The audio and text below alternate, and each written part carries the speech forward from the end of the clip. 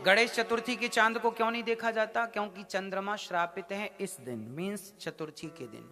गणेश जी को, चंद्रमा को गणेश जी ने श्राप दे दिया। एक बार गणेश जी चूहे पर बैठ के जा रहे थे मीटिंग करने, तो चढ़ाई चढ़ने लगे चूहा, तो गणेश जी लुढ़क गए, और लुढ़क गए तो चंद्रमा पीछे से हंस पड़े, देखो देखो गणेश जी गिर गए। तो चंद्रमा को श्राप दे दिया, हमें देखकर हंसी उड़ाते हो, जाओ तुम कलंकित हो जाओ, आज के बाद तुम्हें जो देखेगा कलंकित हो जाएगा। अच्छा, गणेश जी चूहे पर क्यों बैठते हैं? मुझे गणेश जी और चूहे से, आप गणेश चतुर्थी आ ही रही है, गणेश जी आ ही रहे हैं, तो चूहे पर क्यों बैठते हैं? जरा आप लंदन वाले समझाओ हमें। अच्छा, वाहन है इसलिए? तो वाहन है, वही तो हम कह रहे हैं कि वाहन तो मर नहीं जाएगा चूहा। अच्छा, वो भगवान का वजन खींच सकते हैं, उनमें पावर ज्यादा है।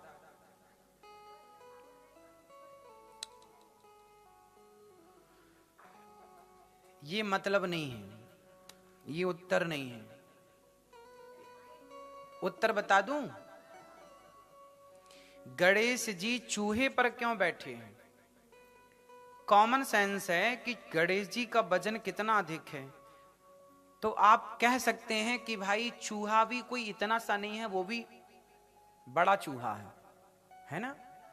लेकिन ये सब समाधान नहीं, समाधान इसका ये है, हमारी जितने भी देवी देवता हैं सबके पीछे एक मैसेज है, आपके लिए, हमारे लिए। क्या मैसेज है?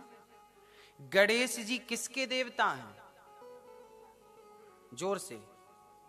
बुद्धि के देवता हैं, ऐसे समझो। गणेश जी किसके देवता हैं? बुद्धि के देवता हैं। और चूहा कौन है? चूहा है तर्क का प्रतीक। किसका प्रतिनिधित्व कर रहा है? चूहा हमेशा कुतरता रहता है, खाली नहीं बैठता, कुछ भी कुतर देगा। चूहा क्या करता मैया? कुतरता रहता है। तो चूहा है तर्क। तर्क समझते हैं लोग ना, तर्क करते हैं, समझ रहे हैं ना? लोग क्या करते हैं? तर्क करते हैं। तो बुद्धि है गणेश जी, और गणेश जी बुद्धि हैं, तो बैठे किस पर हैं? तर्क पर। और बुद्धि हमेशा तर्क पर ही सवार होती है, इसलिए गणेश जी चूहे पर सवार है। किस किस को बात समझ में आ गई? आपको नहीं आई? कौन मैया को नहीं आई? ये मैया को नहीं आई। अच्छा, फिर समझाते हैं आपको। गणेश जी क्या देते हैं? बुद्धि। और बुद्धिमान वही हो सकता है मेरी मां जो प्रश्न करे। स्कूल में छोटे छोटे आपका बच्चा, आपका पोता आपसे क्या कहा? मां, दादी, ये क्या, ये कैसे, ये क्यों, ऐसा क्यों, ऐसा है तो ऐसा क्यों। ये जो बच्चे के अंदर न तर्क होता है, ऐसा है तो ऐसा क्यों है। तुम्हारा आपका बच्चा प्रश्न करता है कि भगवान है तो दिखता क्यों नहीं है, ये तर्क है। तर्क किसे कहते हैं? भगवान है तो दिखाई क्यों नहीं पड़ता, ये बच्चे का तर्क है। ये क्या है? तर्क है ना। कि भाई अब जैसे समुद्र में पानी में नमक है, तो नमक तो है पर दिखता क्यों नहीं है, ये तर्क है। छोटे छोटे तार्की होते हैं बच्चे। छोटे छोटे बच्चे हमेशा क्या करते हैं? अपनी दादी से, अपने दादा से, अपने बाप से, अपनी माँ से प्रश्न कर, इतने सारे पूछते हैं, ये क्या है, ये ऐसा है तो ऐसा क्यों है, ये ऐसा क्यों हो रहा है, ऐसा क्यों। तो बच्चे तर्क करते हैं। और सोचिए कि कोई बच्चा अपनी माँ से कोई सवाल ना करे तो बच्चा गूंगा होगा कि नहीं? इसलिए बच्चों का प्रश्न करना ठीक है। जितना प्रश्न करेंगे बच्चे वे उतने विद्वान होंगे। बात समझ में? हम लोग स्कूल में जब जाते थे गुरुजी से ना ढेर सारे सवाल करते थे, इसलिए हम अभी आपको आखिरी में प्रश्नोत्तरी का मौका देते हैं कि आप भी प्रश्न करो, आप भी तर्क करो, ताकि आपका नॉलेज बढ़ेगा। बिना तर्क के नॉलेज नहीं बढ़ता। तो गणेश जी किसकी सवारी कर रहे हैं? चूहे की। चूहा तर्क है, तो बुद्धिमान वही है जो तर्क करे, मतलब बुद्धि तर्क पर सवार है। बुद्धि तर्क पर सवार होती है। और यदि आपकी बुद्धि तर्क पर सवार नहीं है, यदि आप तर्क नहीं करते, तो आप विद्वान नहीं हो सकते। लिख लो, आपका बेटा यदि मास्टर जी से प्रश्न नहीं करता तो वो विद्वान नहीं हो सकता। पूछना पड़ता है। सर ऐसे जैसे आपने, जैसे मैया ने अभी क्या, उनको समझ में नहीं आया तो उन्होंने पूछ लिया, तो यही पूछना, यही तर्क है। जो आपने अभी समझ में नहीं आया ना, तो आपने पूछ लिया। यदि आप ना पूछते तो मैं दोबारा ना बताता, और ना बताता तो आपको समझ में नहीं आता। तो तर्क किया आपने, तब आपकी बुद्धि बढ़ी। तो बुद्धि मतलब गणेश जी, और तर्क मतलब वाहन। तो बुद्धि तब बढ़ेगी जब तर्क पर सवार होगी। गणेश जी तब आगे चलेंगे जब चूहे पर चढ़ेंगे। तो गणेश जी का वाहन क्या है? अब समझ में आया मेरी माँ? अब किसी को बाकी तो नहीं, फिर से समझाऊं? आप 10 बार पूछो, हम 10 बार बताएंगे। चलो, सरस्वती जी का वाहन क्या है? मोर। सरस्वती मैया किस पर बैठी हैं? हंस। अब बताओ कि सरस्वती मैया का वाहन हंस क्यों है? क्यों? हम सनातनियों के जो देवी देवता हैं, सारा कुछ साइंटिफिक है। अब आप आज तक ना समझ पाए, वो आपकी गलती। सरस्वती जी हैं किसकी देवी? विद्या। ठीक कहा। सरस्वती जी किसकी देवी है मैया? और विद्या बैठी किस पर है? हंस। हंस का स्वभाव कैसा है? हंस दूध और पानी को मिक्स करने पर दूध को हंस पी लेता है और पानी छोड़ देता है। तो विद्या वही अच्छी है, विद्वान वही है जो सार को ग्रहण कर ले, असार को उड़ा दे। सार को गही लहे, थोथा दे उड़ाए। तो विद्वान वही है जो सार को ग्रहण कर। विद्वान वो हो सकता है जो सार ग्राही हो। जिसके अंदर सार नहीं है, जो सार को ग्रहण नहीं करता, वो विद्वान नहीं हो सकता। जैसे मैं कक्षा में इतनी सारी बातें करता हूं, कुछ बातें बहुत अच्छी करता हूं, कुछ बातें अच्छी आपको नहीं लगती होंगी। तो जो अच्छा लगे वो ग्रहण कर लो, जो अच्छा ना लगे वो छोड़ दो। हर जगह अच्छाई बुराई है। तो सरस्वती जी का वाहन क्या है? क्यों है? क्योंकि वो सार को ग्रहण करता है। और विद्वान, सरस्वती मतलब बुद्धि, सरस्वती मतलब विद्या। विद्या वही श्रेष्ठ है जो सार को ग्रहण करने वाली हो। इसलिए आपकी सास में लाख बुराइयां होंगी, आपकी सास में लाख अच्छाई होंगी, लेकिन विद्वान बहू वो है जो सास की, पति की, ससुर की, लोगों की केवल अच्छाइयां ग्रहण कर ले और बुराइयों से कोई मतलब ना रखे। लेकिन आज का आदमी बुराइयों से मतलब रखता है, अच्छाइयों को छोड़ देता है। इसलिए आप उसे विद्वान नहीं कह सकते, उसे विद्या का धनी नहीं कह सकते। विद्या का धनी वही है जो सार को ग्रहण करता हो। इसलिए सरस्वती जी किस पर बैठी हैं? हाँ। अच्छा बताओ, दुर्गा मैया किस पर बैठी हैं? क्यों बैठी हैं? दुर्गा मैया का वाहन शेर क्यों है? आज देखो मैं आपको कितना गहरा विषय समझा रहा हूं। आज तक आप लोग यही समझते आए कि दुर्गा मैया शेर पर बैठी हैं, बस, इससे आगे कुछ नहीं। बता, दुर्गा मैया शेर पर क्यों बैठी हैं? मैया शेर पर क्यों बैठी हैं? शेर है राजा, जंगल का शेर है राजा, और राजा पर बैठी हैं। राजा की, शेर की सवारी मतलब राजा की सवारी, राजा को सवारी बना रखा। क्या मतलब हुआ इसका? दुर्गा मैया के हाथ कितने हैं? दुर्गा मैया का वाहन शेर है, और हाथ कितने दुर्गा मैया के? 8। अष्टभुजाधारी दुर्गा मैया के कितने हाथ हैं? 8 हाथ। क्यों है दुर्गा मैया के 8 हाथ? क्यों है? 9 क्यों नहीं है? 10 क्यों नहीं है? 12 क्यों नहीं है? या 4 क्यों नहीं है? या 6 क्यों नहीं है? 8 क्यों है? क्योंकि हम सनातनी 4 भाई हैं। हम सनातनी कितने भाई हैं? कौन कौन से? ब्राह्मण, क्षत्रिय, वैश्य, और हम 4 भाई हैं, ब्राह्मण, क्षत्रिय, वैश्य, शूद्र। और चारों को जब जोड़ा जाएगा तो टोटल होगा, चारों के हाथ टोटल होंगे। और दुर्गा मैया मां है, और मां के हाथ कितने हैं? 8। दुर्गा मैया कहती हैं कि बेटा सनातनियों, जिस दिन तुम एक हो जाओगे, और जिस दिन एक हो गए उस दिन तुम्हारे हाथ 8 हो जाएंगे, और जिस दिन 8 हाथ हो गए उस दिन शेर की भी तुम सवारी कर सकते हो, शेर को भी अपने वश में। ये दुनिया, ये हमें कोई गुलाम क्यों बनाया? क्योंकि हम दुर्गा मैया के मैसेज को ना पढ़ पाए। दुर्गा मैया के मैसेज को ना समझ पाए, हम संगठित नहीं हो पाए, हम में संगठन नहीं हो पाया, हम एक नहीं हो पाए, इसलिए 100-200 साल तक हम गुलाम रहे। काश हम संगठित होते तो क्या मजाल कि आपकी तरफ कोई आंख उठाता।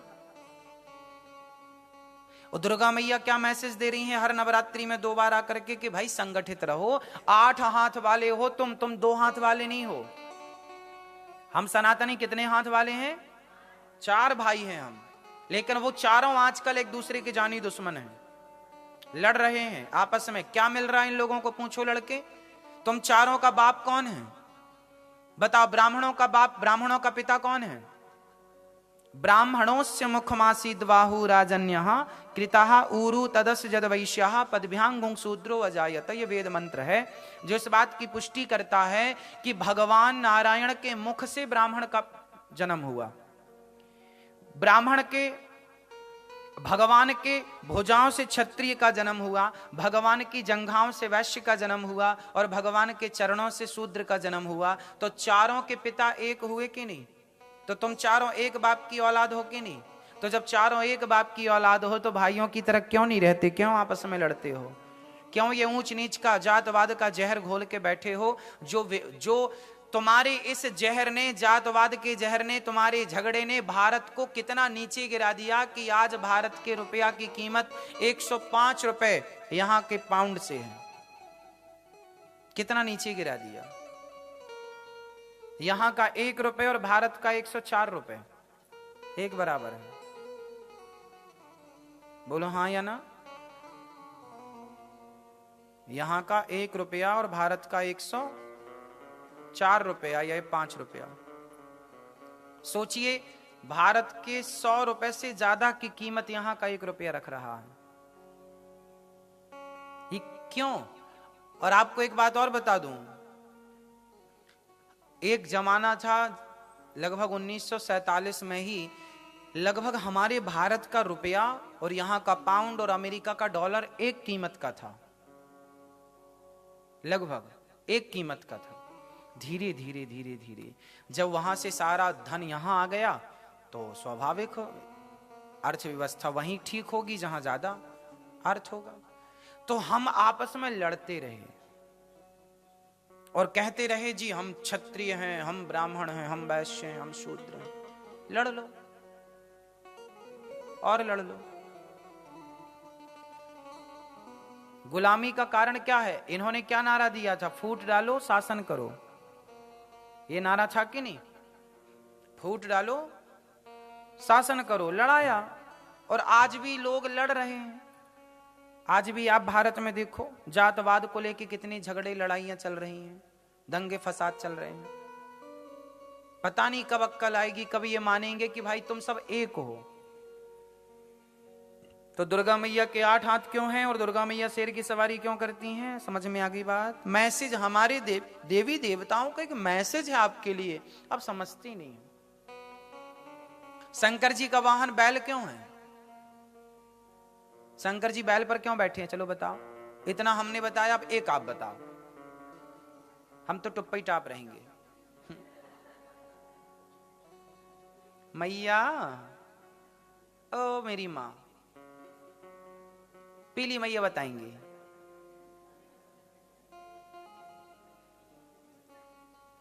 जितनी पीली मैया हैं सब बताएंगी। ये मैया हरी मैया बताएंगी। मैया पड़ोसन को ना देखो मेरी मां, आप ही बता डालो। शंकर जी का वाहन बैल क्यों है?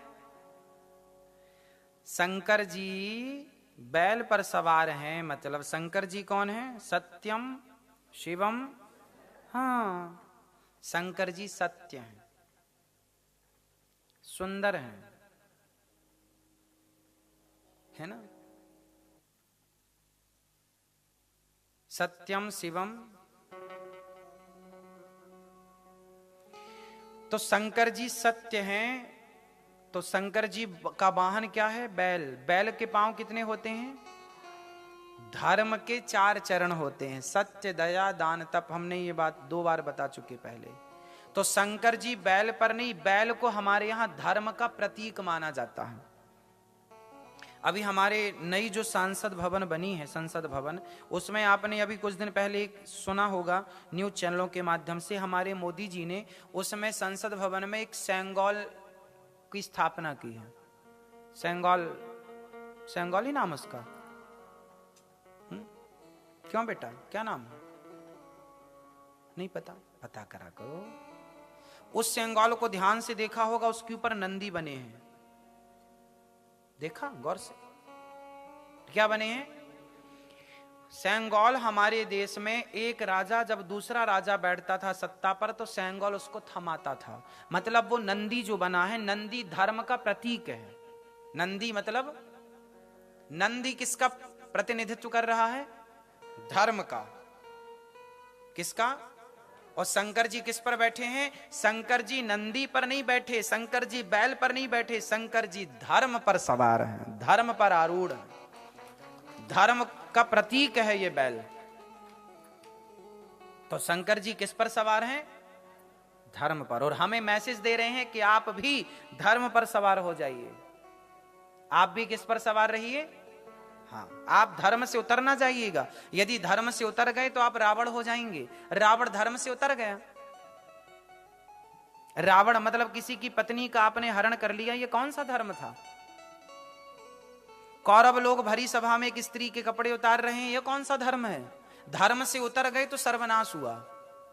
इसलिए शंकर जी चढ़ करके बता रहे हैं कि जैसे मैं धर्म पर सवार हूं, हर शंकर जी के मंदिर पर पहले शंकर जी का दर्शन बाद में होगा, पहले धर्म स्वरूप नंदी का दर्शन होता है। कि भाई देखो, धर्म पर चढ़ करके जाना अंदर, धर्म पर सवार होकर जाना अंदर। इसलिए मंदिर के बाहर पहले नंदी। कितना बढ़िया हमारे सनातन धर्म में आपके लिए मैसेज है। ये केवल मूर्तियां नहीं हैं, ये केवल विग्रह नहीं है, आपके लिए बहुत गहरी छाप है, सिखाना है आपके लिए। हमारे ऋषि मुनियों ने कितना कुछ सिखा दिया, आप कोई सीखे नहीं तो क्या करें, हम सिखा तो रहे हैं।